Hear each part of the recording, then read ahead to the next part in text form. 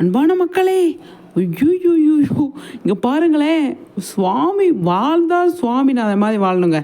வாழ்க்கை எப்படி வாழணும், ஒவ்வொரு நாளை ஒவ்வொரு நொடியை எந்த மாதிரி நம்ம என்ஜாய் பண்ணணும், எந்த மாதிரி லைஃப்பை நம்ம வாழணும், கிடைக்கிற டைமை வந்து எதையுமே வேஸ்ட் பண்ணக்கூடாது.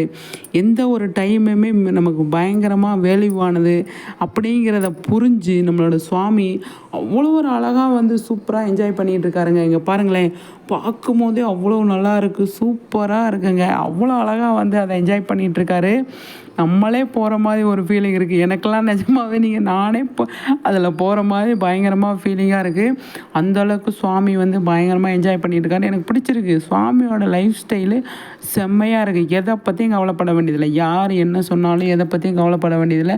எல்லாமே சூப்பராக நம்ம என்ன செமத்தியாக வாழ்கிறோமா அப்படிங்கிற மாதிரி வாழ்ந்துட்டு இருக்காரு.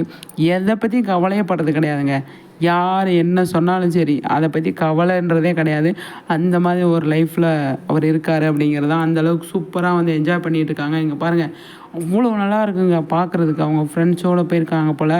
பார்க்குறதுக்கு சூப்பராக இருக்குது. செம்ம என்ஜாய் நம்மளே வந்து ஏய் சூப்பராக இருக்குல்ல அப்படிங்கிற மாதிரி நம்ம சொல்கிறோம் இல்லையா, அந்த அளவுக்கு நல்லா வந்து சூப்பராக என்ஜாய் பண்ணிகிட்டு இருக்காங்க. நல்லாயிருக்கு. இந்த சம்மருக்கு அதுமா, இந்த வெயில் காலத்துக்கு அதுமா சூப்பரான இடத்துக்கு போய் செம்மையாக வந்து என்ஜாய் பண்ணிகிட்டு இருக்காங்க. பார்க்கும்போதே அவ்வளோ நல்லா இருக்குங்க. ஆஹா, அருமையாக இருக்குது, நமக்கு கிடைக்கலையேன்ற மாதிரி தான் என்னோட ஏக்கமாக இருக்குது. நான் சுவாமி சூப்பர், எல்லாம் என்ஜாய் பண்ணுங்கள் சுவாமி. லைஃப்பை இப்படி வாழணும் அப்படின்னு சுவாமி கிட்ட இருந்து தான் கற்றுக்கிறணும் அப்படின்னு நான் சொல்லுவேன். என்ன மக்களை சொல்கிறீங்க? கண்டிப்பாக உங்கள் கருத்துக்களை சொல்லுங்கள்.